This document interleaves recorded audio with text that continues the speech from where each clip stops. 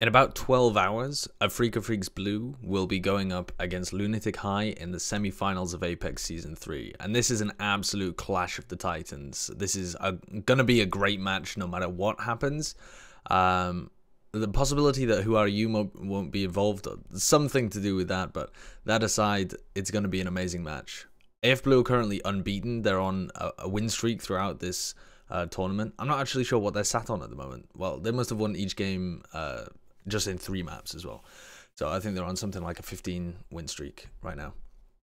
But the thing that attracted me to them more than their win streak and the fact that they're playing really well at the moment, even more than the storyline of them being a really notable team back in the early beta and then dropping off and not really ever being able to compete, making it to the finals in Season 1, but then just kind of getting crushed, and this is their only time that they've ever got back up. More than any of this stuff is the fact that their style is so different to anybody else's right now. And I know that it's very, very easy just to kind of fall into the trap of just thinking, well, everyone's playing D.Va Winston, everyone's basically playing the same compositions, everyone's basically playing the same style, but they really aren't. And once you start to dig a little bit deeper, these teams are playing very different styles, actually, despite using fairly similar compositions. And some are playing very different styles, even using exactly the same comps. But there's a very distinct compositional difference to start with AF.Blue. And that's the fact that they don't use Tracer in a lot of their compositions. And this, I mean, who is it? It's Hexagrams that talks about it a lot. This is the Tracer meta, pretty much. Tracer's an incredibly powerful hero right now. A lot of the Western teams are pretty much, well, the European teams certainly, to a lesser extent, actually, the North American teams are relying on their Tracers to do huge amounts of work in their games. Some of the Korean teams, I was going to say the North Korean teams, some of the South Korean teams as well rely on their Tracers to do an inordinate amount of work. Very powerful hero, works incredibly well in the dive meta, can do so much work in the backlines. But AF.Blue have chosen not to run the compositions that go that way. And this isn't just because they don't have a star Tracer on their team, which they don't. They don't have somebody at that kind of level where they can just pop off and carry games for them, like a lot of other top teams at that level. But they've also found a really nice style that works very well in this meta, very reactive style, with the Genji Soldier as the DPS pairing. Apart from that, it's pretty much vanilla across the board. They have Lucid mostly running on the Zenyatta, followed by Ana. IDK is pretty much always on the Lucio. I think he went Torbjorn a couple of times, but that's a very niche pick.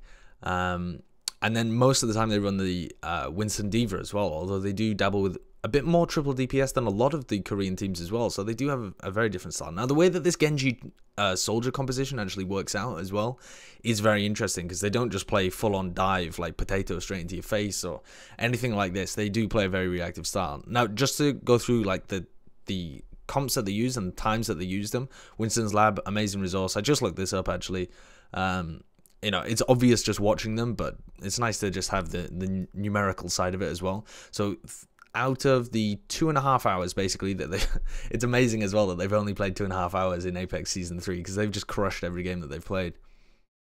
So they've played 36 minutes using this Zen Lucio, Winston D.Va, Genji Soldier 76, which I would just consider their basic composition.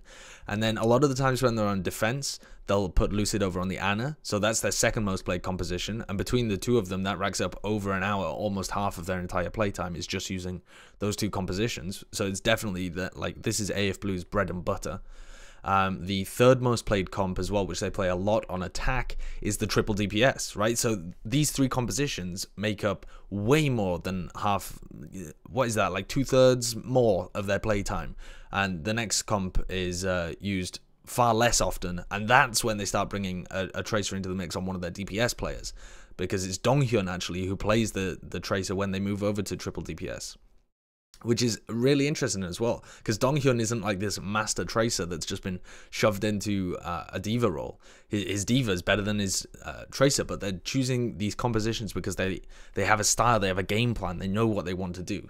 So to break that down a little bit, let's talk a little bit about their lack of Tracer comps, their Tracer-less comps in a Tracer meta. So this team has amazing positioning. If you watch them play, which hopefully you'll be doing tomorrow, Maybe this video will let you get a little bit more out of the viewing experience as well. You can see that you can really break this team down in terms of what each player's role is within the team, within the dive, within every team fight that they try and take. They have 2 players that are almost always at the front. They have Arhan on the Genji, or sometimes on the Tracer as well, but very rarely. Not very rarely, but less commonly. Normally on the Genji, and they have Mano on the Winston, and the 2 of those are just going to be in the front the whole time. Now, I don't mean in the front as in they're constantly going to be diving you, very aggressive players. It's very, this whole style is very reactive. So Arhan and Mano, although they are the front line, although they're almost always at the front line, and they're never doing the AF.Blue thing where you all turn around and look at your backline and try and deal with the dive in a very passive or defensive manner. They're not a defensive team per se, but they are very reactive. So these guys will wait and then they'll engage. Donghyun, you could kind of put him in the front or the back, depending on... He's very much a middle player. He's on the D.Va the vast majority of the time for this team, unless they're playing the triple DPS. And he is very aggressive D.Va when they're playing attack, or when they want to broach a choke point, or when they want to get in the enemy's face. But he is excellent at being able to identify the times at which he has to be able to turn around and peel for his backline. Very much a middling D.Va, and that actually puts him at the more aggressive end of the D.Vas as well, because it's very rare that you have a D.Va that just dives the whole time, right? You're not actually getting the value out of your defense matrix if you're doing it like that. You're not getting the value out of peeling for your back. So almost all of the D.Vas are quite passive players. You know, they'll sit back, they'll do a lot of support work, make sure that their backline stays alive very much, and then they'll go forward a little bit, you know, give a little bit of pressure. Now, Donghyun's more aggressive than most, and so really does occupy kind of this middle territory where he's doing a little bit of both. You know, a lot of the time he's helping Arhan and Mano, particularly when they're going offensively, but if they're reacting and if they're counter-diving, then Donghyun will be most of the time with his supports. And the trio that's in the backline, for me, are 3 of the most impressive backline players. Hello, there's a moth in my room. 3 of the most impressive backline players in the whole of Overwatch at the moment, actually. And the amazing thing is that 2 of them are people that you would not have expected to be forming possibly the most formidable backline, apart from maybe lunatic-hai in the entire game. And this is Lucid, IDK, and Recry. Obviously, the 2 supports, and then Recry, who's going to be on Soldier for the vast majority of the time. I mean, he very, very occasionally switches over to Tracer. Like, I think he played 10 minutes of it or something throughout the entirety of their tournament. This guy is a Soldier 76 player for AF.Blue. And he does great work for them. But IDK is incredible on Lucio. I think I would put this guy at top 2 Lucio, up there with Toby, and nobody else, really. I can't think of another player. IDK has impressed me so much throughout this tournament with his Lucio play. And, you know, people talk about Lucio not really having an impact or something. I read an interview with Wins recently as well, where he was like, Lucio, you know, not that much. It's the role that you play within your team, right? Whether you're calling or whether you're actively propping up the backline or diving in with your team. I think the trend has been for most of these top level teams have very peeling backline, safe defensive Lucio players that also contribute to the calling. And IDK is excellent at it. They also brought in Lucid. He plays a good Zen, a really good Zen actually. Well, I don't know. I don't want to say he plays like an excellent, like an elite tier Zen, because he's not actually a standout player for this team. One of the few that doesn't stand out when you actually watch them play. But he has his moments for sure, and he's really well balanced across Ana and Zen. So he can play both, and he's really good at both. So it's not like pushing him into one composition over another actually hurts them. He's perfectly comfortable on both, it looks like. And he's been a massive boon for this team as well, because previously they had really bad flex support players. Okay, so that's their backline, their trio. The trio's positioning is insane. It's so good. You never see Lucid and IDK split apart. I mean, it's so rare. On the few fights that they lose, they tend to get kind of caught in one place or another. But IDK's positioning is excellent to be able to keep Lucid alive. The two of them play together very close in a tight-knit unit, very rarely that far away from each other at all. And Donghyun can basically matrix both of them whenever he peels back for them just by putting it on a single player because they're so close together. And IDK does a great job of being able to peel for Lucid anytime that someone gets on him, and Lucid does a lot of damage anyway. And then Recry is also there, and he's got great, very, very disciplined positioning on Soldier 76, so it's difficult to actually get onto him, and then he provides the extra damage. So this backline is almost insurmountable. Now, the caveat to this is that they haven't played against a real tier 1 team yet in Apex. In their group, they had teams that previously would have been counted as tier 1 teams. You know, they were in there with Runaway, with Kongdu Unsia, and then X6, who have actually done reasonably well this season. It looked like a pretty decent team. Like, they are for sure in the tier 2 of Korea at the moment. But Runaway had their own issues, you know. They couldn't field Kalios, and Kaiser was gone, and then Unsia kind of butchered their team to prop up Panthera. So yeah, they ended up not actually having to face anybody who's got a really sick dive. And when they go up against lunatic-hai, it kind of depends which roster they're going to field as well. If they don't field Who Are You, then they're not playing as aggressively. They're trying to play a little more tactically, it seems, running a lot of Sombra. I'll get to that later. And if they came up against somebody like Kongdu Panthera as well, who is still in the tournament, this is the kind of aggressive team that would actually be able to pressure them, perhaps more than we've seen so far. But for the moment, Lucid, IDK, and Recry have just been utterly untouchable. Like, there is nothing that people can do to get onto these guys. So in terms of describing their reactive style, I mentioned that they're not passive like LW.Blue. LW.Blue have a style where they'll try and bait in the dive. You know, they'll exchange a little bit of poke. When the dive comes in, the rest of their team turns back onto them. So they actively help out the people that are being dived upon and really try and focus down the divers from their opponents, and then try and work on the rest of their team. And so Mako's doing a lot of work with his diva. Janice a lot of the time is actually jumping back to try and help out his backline. They don't have the strongest backline in the world as well. Gambler and Luna are not on the same level of supports as the AF.Blue and lunatic-hai supports are. And perhaps this is why they had this kind of defensive style. You know, if you feel like your supports are getting picked off more often, but you get value out of helping them, making sure that they survive and then counter engaging, then you get value out of that. So that's that's LW.Blue. They're not aggressive like the classic lunatic-hai or Kongdu Panthera are, where they have this massive amount of talent in kind of like a Genji Tracer pair or a Soldier 76 Tracer pair, and they just run at you and obliterate you with their dive, putting 4 men into it, having a really nice dive, only leaving a couple of plays behind, or even pushing their Lucio into it and try and just monster wreck you with their aggression. They don't play like that at all. They kind of have a unique style that's most similar to LW.Blue, I would say, but with some very key differences. And so when they're playing on defense, they wait for the dive to happen. When the enemy engages into them and dives them, Donghyun turns around and matrixes their backline to make sure that they can stay alive. And then the amount of damage coming out from Lucid, IDK, and Recry is kind of insane. IDK does a lot of damage from his Lucio as well. Lucid is popping out the orbs, and Recry does a ton of damage because he's got really good aim as well as having excellent positioning. So in general, they manage to get the picks on and this damage is focused on the tanks as well. So in general, they try and focus down the Winston, and then Winston and the Diva, whichever they can get onto, depending on where the Matrix is from the diving team. And once they've got rid of the tanks, that's kind of the most part done. But at the same time as that's happening with the 4 players, because if they're on defense, Donghyun turns around and matrixes. So they've got their trio of the backline. The guy in the middle, Donghyun, when they're on defense, is turning around to help the backline, while Mano and Arhan are almost always counter diving, and they get so much value out of that 2-man dive like you wouldn't believe.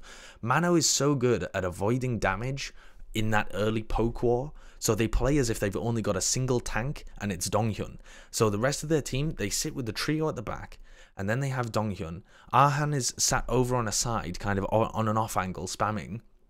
So they don't really focus him either. And he's got the ability to kind of dodge out because he's got a huge amount of mobility as well on Genji. And Mano's literally just hidden places most of the time. In this early fight, you will often see Mano literally just hiding because he's avoiding the early damage so that when he actually does go in for the counter dive, he's on full health, he has full abilities up, he hasn't been forced to use his bubble or anything like that. So they play almost as a 5-man team at the beginning, baiting the dive from the other team. Their backline gets the Matrix, their front line of Ah-Han and Mano dives in, and they almost always find picks onto the supports. They are excellent at being able to find individual picks on the supports once the other team has dived. So once the enemy team has gone in with their D.Va and Winston and DPS players as well normally, Mano and Ah-Han, they jump in, they've still got all of their abilities left. Mano's really high health, gets a really nice engage onto them most of the time. They find the picks onto the supports. Sometimes Mano even does it single-handedly with Ah-Han just spamming from distance, but normally he's in there with Ah-Han. And they basically manage to win both fights at once by taking the 2v2 at the back and killing both of the supports, or killing a support and a tank if he peels back. And then they kind of leave the DPS players alive and then just kind of mop them up at the end. Because once Mano and Ah-Han have done the damage to the backline and either knocked them away so that they're not going to be able to provide any support, or been able to get the kills, which happens most of the time, then they turn around and help the rest of their team deal with the actual dive attempt. And their backline is so good that most of the time they've already killed the tanks and possibly some of the DPS players. So at that point, it's just a cleanup duty. And so you've got like 2 parts to this, or maybe even 3 parts, right? Ah-Han and Mano are so good at being able to counter dive. Mano gets amazing counter dives off because he avoids all of this damage really early on and picks his moments fantastically. Ah-Han has really flourished with the help of the rest of his team. I feel like he always had a lot of trust in his team to be able to succeed, and they let him down at times and it made it look like he was making poor decisions. But now that the rest of his team's so good, Ah-Han's like, this is amazing. I've got all the support in the world. I can now reach like my full potential, and he's playing a fantastic game. And so the 2 of them on the counter dive are excellent at being able to crack into people's backlines, and their backline is so strong that they just stay alive no matter what. And if the team doesn't play this aggressive style, if they're playing into a team that plays more pokey and is trying to damage down Mano or remove a defense matrix early on just by kind of spamming them and seeing if they can get early damage on Mano, or make Donghyun use his defense matrix to try and block some of the spam and then engage once it's actually run out, Mano basically just goes to the front, tanks a load of damage, unlike his usual style, then gets matrix before the dive comes in, and then they play the defensive style. So they can do both as well. They kind of do play the AF.Blue style occasionally when it's a more open field with poke being engaged from both teams, and it's clear that the enemy team is not going to get baited into going and diving AF.Blue. So if you try and play this more passive style against them, they'll just kind of out-passive you, you know? They'll put their tanks in the front line, soak up a load of the damage, and then peel for their back line with a full blob of 6. But most of the time, they're doing this kind of reactive style where they have the counter dives, and it's beautiful to watch. And that's when they're on the defense. When they're playing aggressive, quite a lot of the time they'll actually be playing triple DPS, but if we just focus on the 2-2-2 for a moment, where they're playing the Genji and the Soldier 76, they basically have Mano and Ah-Han together, and Donghyun now goes to the front line. So instead of peeling for the back line, which he'll do most of the time when he's on the defense, he now just goes to the front, and he's a really good aggressive D.Va. His defense matrix onto Mano or Ah-Han basically just allows them to do what they're able to do, but so much better. Ah-Han's got a lot of trust in him. Every time he pulls out his Dragon Blade, or even when he's just going in aggressively and he's trying to take 1v1s with basically anybody on the opponents, you will very rarely see Ah-Han use a reflect in them either. Like, you see a lot of Genjis when they get focused down, particularly in Korea, where they're playing into a Zen, a Soldier 76, a Tracer, a D.Va, and they're basically all shooting the Genji when they come at them. That's why the Genjis are so good in Korea, but they get shut down quite a lot because the focus fire is so good and their ability to identify the threat and shut them down. But Arhan's got so much trust in Donghyun and Mano's shields as well that he feels perfectly fine. You very rarely see him pull out the reflect, particularly not like mid Dragon Blade or something like that, where you just end up wasting your Dragon Blade. He has a great trust in his team and they back him up really well, and it just enables Arhan to go for ridiculous dives that most people wouldn't have the backup to be able to pull off, frankly. You know, he's got the skill to be able to execute it, but the rest of the team's giving him so much support, and he's so comfortable playing this frontline Genji, and so few people are. You know, a lot of the Genjis, even over in Korea where they're excellent, play kind of a more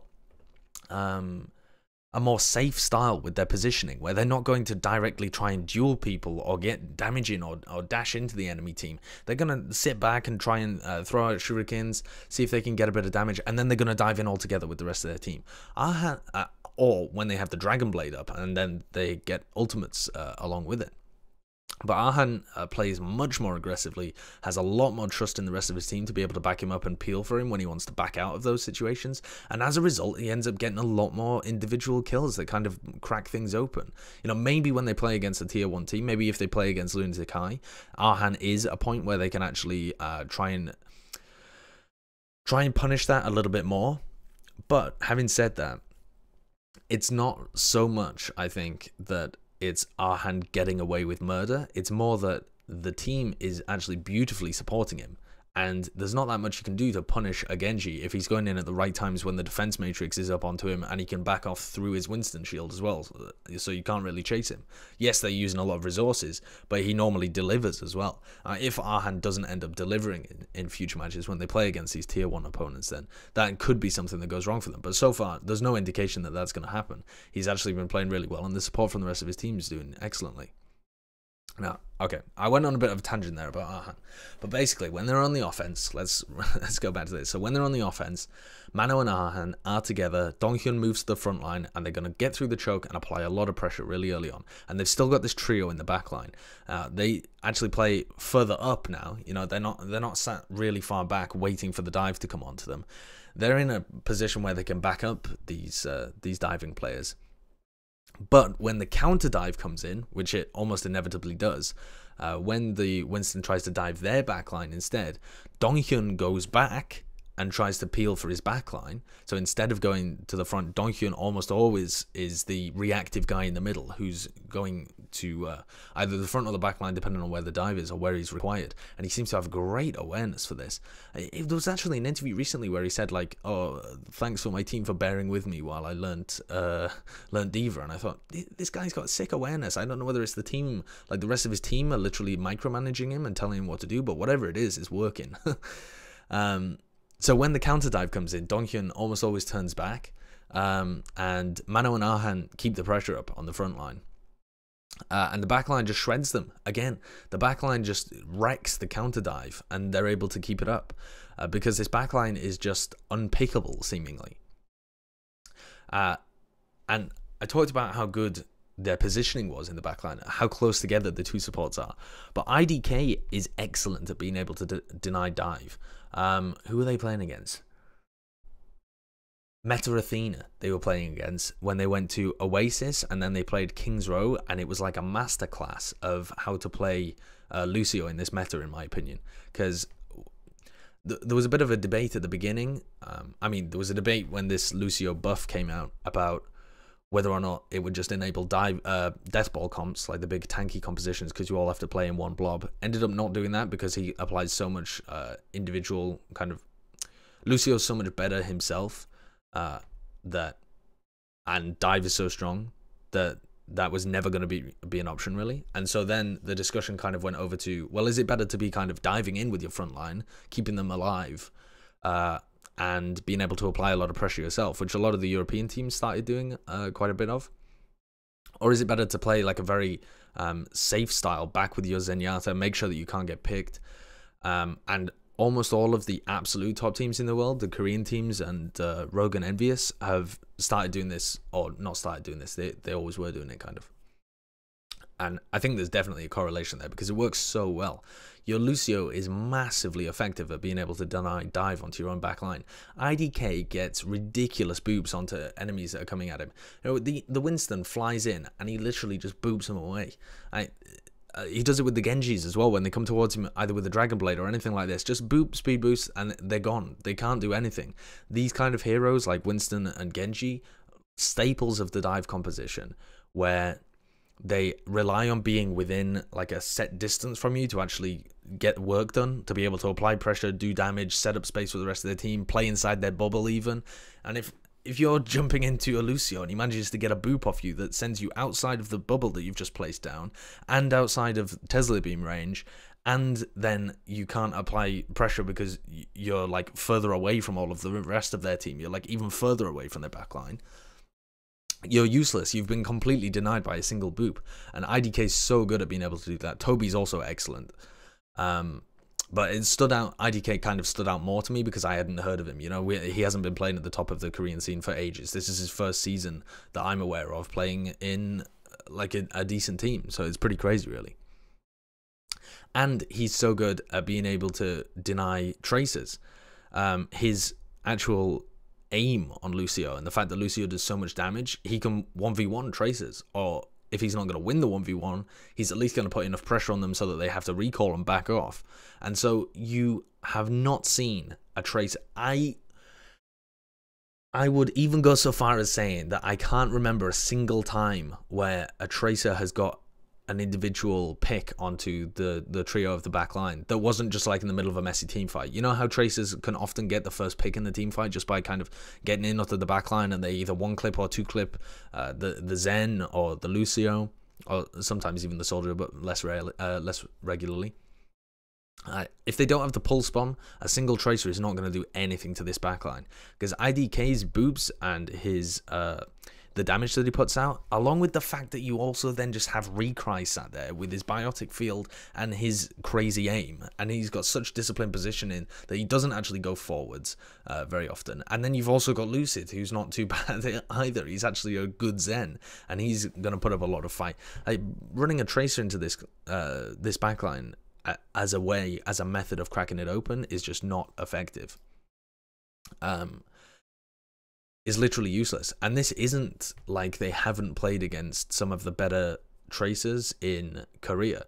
They played against Saya Player from Meta Athena, who is a good tracer and was unable to crack into their backline. And then they played against Time Boy, who's actually pretty decent himself, not as good as Saya Player, but again, unable to do anything. And Korea actually doesn't have the best tracers in the world, in my opinion. Sebe Ulbi's been knocked out of the tournament. I mean, you've got Esker and Guido, both kind of not an elite level of tracer. And who else is left? Oh, Birdring and Rascal. So I guess that's another quest. Oh, and Effect, of course, as well. So kind of over on the other side of the bracket, the finals position, if they're able to make it past lunatic-hai, has kind of tracers that you might expect to be able to get in there and just kind of one clip them, but there's a lot of stress for a tracer trying to crack into this, and I think that's one of the reasons why this composition is working so well for them, is because a lot of teams are running tracer and they're finding it so difficult to get any work done, because if you're trying to play a tracer that plays in the backline, like for example Effect or Saya Player, they're actually just not getting any work done. They're not able to do any damage. It just gets healed up by the backline, and they can't find these individual picks. Whereas when you have a more team play or defensive tracer like Esker or Guido, maybe they'll be able to get more impact done overall, despite not actually putting that much pressure on the backline. Now, I mentioned Recry there, and the biggest difference between Recry and the top Western soldiers, like AKM and Defran, is not really his aim. His aim is slightly less than AKM and Defran, I think, but he more than makes up for it with this rigidly excellent positioning, where you see someone like Defran, when he was playing for Selfless, it was absolutely obvious that this guy was he wasn't the carry of the team, because Sinatra and Ewong were actually both really good as well and made that composition what it was, but he outputted a lot of the damage and a lot of the kill potential for the team. Because Sinatra has got a lot of kill potential, but is also buying space a lot of the time. Is basically just staying alive. And Emong, when he was playing the Roadhog, is kind of doing that occasionally, but more making the big picks that are going to actually swing the tide of the fight. Just your staple picks that were wanted all the time came from Defran most of the time, and he was putting out ridiculous amounts of damage, crazy aim. But because he had that kind of responsibility on his shoulders, and it's also the same for AKM to a bit of a lesser extent, they have to play more aggressively. They have to put themselves out there a bit more. They have to kind of chase down those kills and damage. Recry doesn't have that responsibility in any sense. He doesn't have to play aggressive. He is just a ridiculously sick backline soldier where he's just shooting from the back, where he can at any point turn around and help his supports, and they can come and help him. He plays really far back while still being able to put out a lot of damage. And when he gets dived upon, can absolutely shred people because he's got really good aim. But his positioning and the fact that he's playing so far back, and the fact that he's defended, and you'd have to cross through the front line and then duel the supports and him to be able to pick him, means that it's so much more difficult to actually dive him than dive a lot of the Western soldiers, which is like, that's a viable strategy. It's not just the Zen that you can dive or something like this. It's a soldier as well when they're playing like the triple DPS compositions. Or the soldier tracer comps that are so popular. You can dive the soldier most of the time because they don't have the best positioning, or they don't have the safest positioning. Maybe that's a better way of putting it. But Recry has very safe positioning, and it puts out a ton of damage. And another thing to mention actually about Donghyun, because I'm just thinking now about like the middle of the pack here, like his middle play that's very reactive. This guy has insane self-destructs, like honestly incredible. Some of the best self-destructs that I've seen from any D.Va player actually. And this isn't like set angles that he's doing or something like this, or some kind of, you know, crazy 3Ks that he's constantly pulling out. But he saves his self-destruct to either be used when an enemy initiates with an ultimate, so that, for example, an enemy Genji comes in and Dragon Blades and is in the middle of streets on whatever map, say streets of Hollywood. He's gonna realize that the Genji's Dragon Bladed, use his self-destruct in that situation, and just everybody from his team, instead of fleeing, clumps around where that self-destruct is going to go off, and it just completely neutralizes a huge amount of ultimates that are used like that. Aggressive ultimates, he uses them kind of as a defensive ult, because he'll use his self-destruct not so much as a zoning ult to make other teams go away. He's not, a lot of the time he isn't firing it into the enemy team when he's using it as like a replacement for a defensive ult. He's literally firing it on his own team to give them cover. It's like suppressive fire kind of. But then he also has some crazy ones where he's just able to realize, like Eichenwald. They played a game of Eichenwald, and he's just able to launch it right up into the top. Like when he sees the Soldier 76 is up there and a real threat, and that's the guy that they need to get onto. Instead of going up there and dealing with him, because he needs to fight on the ground as well, he gets a defense matrix out on the ground, then launches up his self-destruct, and it knocks the soldier off the high ground, or not knocks him, but he has to run off the high ground because otherwise he's going to die.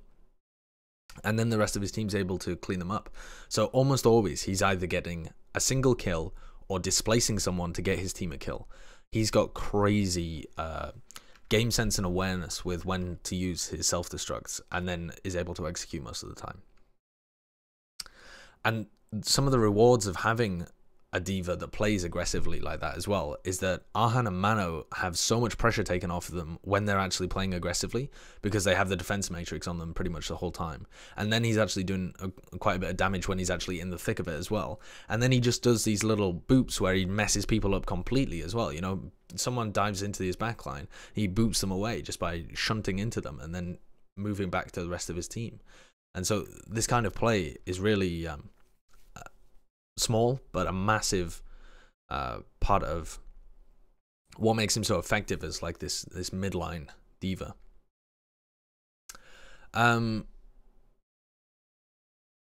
So in the discussion of AF.Blue coming up against lunatic-hai, which is going to be in about 12 hours from now, I think, I imagine you'll have all seen this post on the competitive Overwatch subreddit, which was talking about the Luxury Watch Blue against lunatic-hai game, and it was from one of the Apex casters, and TIS Robin translated some of it, some key points of like his thoughts on the game, the caster's thoughts on the game, not TIS Robin's, although I'm sure he has excellent analysis.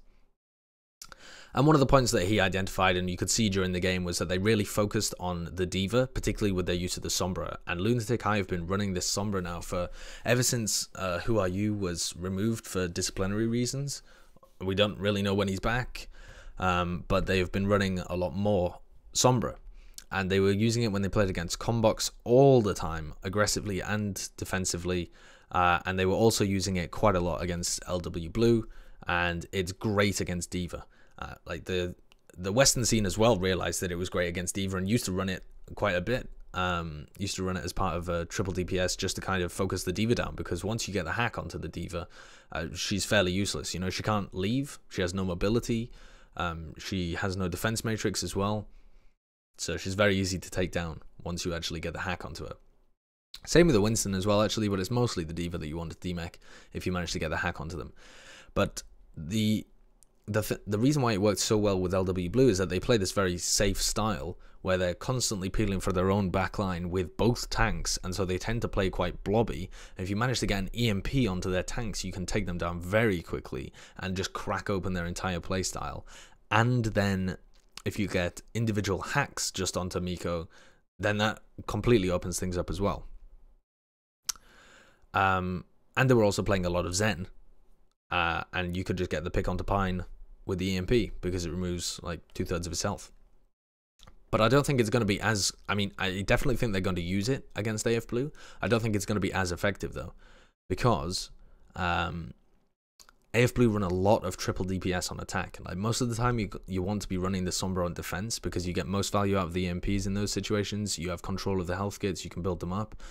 lunatic-hai are not afraid of running it on attack as well, and certainly could, but we'll focus for the moment on if they're running it on defense.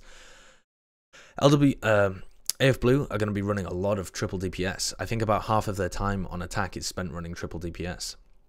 So Donghyun switches over to the Tracer. They've got no D.Va to focus down, just a single tank on Mano, and they play this style where they just kind of spread out and surround the enemy. So that will work fairly well into the Sombra, certainly better than the D.Va Winston composition does, and they're very comfortable on it. They have a range of styles that they can use within the system that they've created. And then on defense, if lunatic-hai run an attacking Sombra, AF.Blue on defense run a lot of Ana, so they're not actually going to be able to get in onto Lucid on Zenyatta when they're on attack. So they should be reasonably confident in their defensive play as well. But all you have to do really is kill the tanks. You don't really need to kill the Zen in that situation as well, so that's a very small caveat. And I think lunatic-hai will be running a lot of attack Sombra, actually, because this seems like the best way of being able to crack open AF.Blue. If you're able to pick off their tanks, and it will be difficult to pick off both tanks because Mano doesn't really play with Donghyun at the beginning. He waits for the counter dive, and so it's you're gonna be fighting a war on two fronts. But at least if you can take down Donghyun, then you're definitely going to have a good shot in the fight of potentially cracking open their backline without the defense matrix on them, and then being able to kill Mano and Arhan as well. Just briefly touching on the triple DPS, because AF.Blue play a lot of it, Donghyun actually has the most Tracer playtime for his team. I think Arhan is the second most, and he normally plays it whenever they go to the Soldier 76 Tracer comps.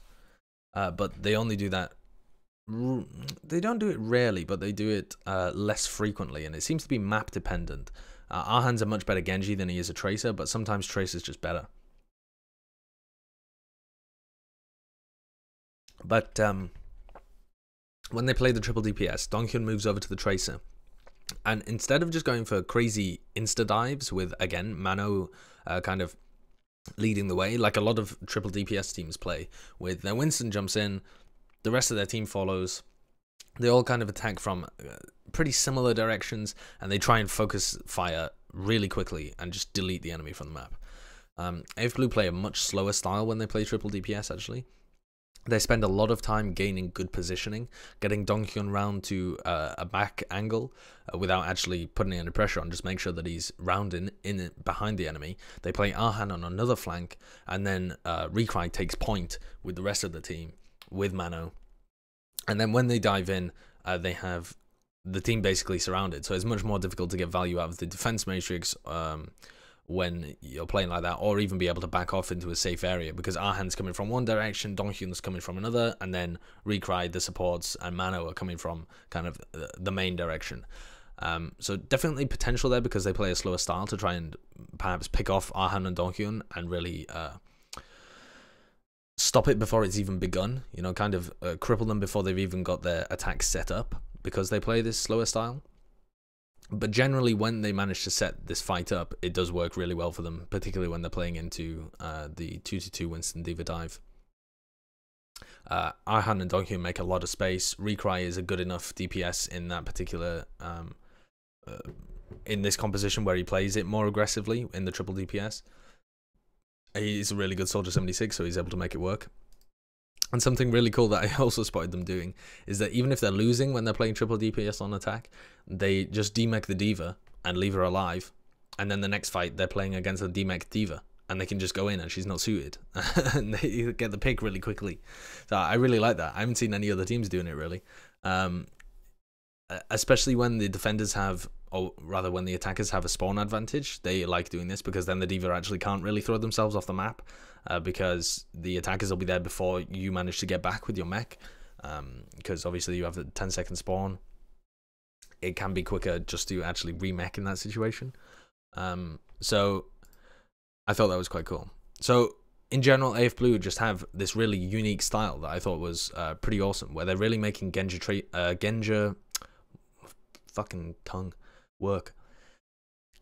Soldier 76 work really well for them, which is facilitated in part because Mano is so good on Winston. He's really able to avoid a lot of early damage, gets really great initiations. Arhan as well has been absolutely unlocked with his teammates currently. He's always had a similar playstyle, but now he's found the team to really shine within, and he is delivering. He's got a great game even when he doesn't have his Dragon Blade up, and then he's able to get a lot of value out of that as well. His timing has been excellent so far. He's been going for the 1v1s. He's been taking them. He looks like his tech's on point, and him and Arhan, him and Mano are really crushing people. Donghyun has great awareness, both with when he should be going forward, when he should be going backwards. The Matrix timings and these amazing self-destructs, they get multiple picks for them. Recry is a fantastic Soldier 76 that's got really disciplined positioning, always sits in the back line. IDK is a top 2 Winston, top 2 Lucio in the world, and plays very defensively, makes sure that their backline is unable to be cracked. Really great use of his boops and his damage to be able to fend off any players that are coming onto them. And Lucid plays a very solid flex support from the backline on Zen and Ana. So what can lunatic-hai do? You can't really dive the supports unless they have Who Are You maybe, and then they might have the talent to be able to crack it, but I can't see them doing it with Esker and Guido, frankly. But lunatic-hai are kind of similar in that their strengths are their backline, their 2 support players are excellent, and their Winston is really, really good. So they have similar strengths between both of the teams, but one team is focused more on the bread and butter of the gameplay. AF.Blue have really got that nailed down. The other is experimenting much more now with Sombra and trying to crack that. So I definitely think that this is going to be a game of how AF.Blue react to the Sombra and how well lunatic-hai are able to execute it. You can run it on attack a lot into the D.Va, gives you extra power to dive Lucid whenever he's on the Zen. You can use it defensively very, very well. And AF.Blue haven't shown that much of it, although they have at times. I think they were actually the first team to use it. Was it Recry who ran it on University? And they just kind of demolished. And you also can't dive Recry when he's playing the Soldier 76. So you've really got limited potential if you're just going to try and play dive into them. Another thing that you could do is try and focus Arhan or Mano. If you really try and focus down Mano, put a lot of damage on him early, that seems to be when teams have the most success dealing with AF.Blue. If you really try and put damage on him early on. But it's difficult because his positioning is so good. Or if you're able to take out Arhan. If Arhan starts losing his 1v1s, the team's going to start to break down a little bit. But the game, either any way it plays out, is going to be incredibly interesting. I can't wait to see what happens. Somebody is going out. It's a single elimination semi-final. And AF.Blue have a ridiculous win streak and a really cool playstyle.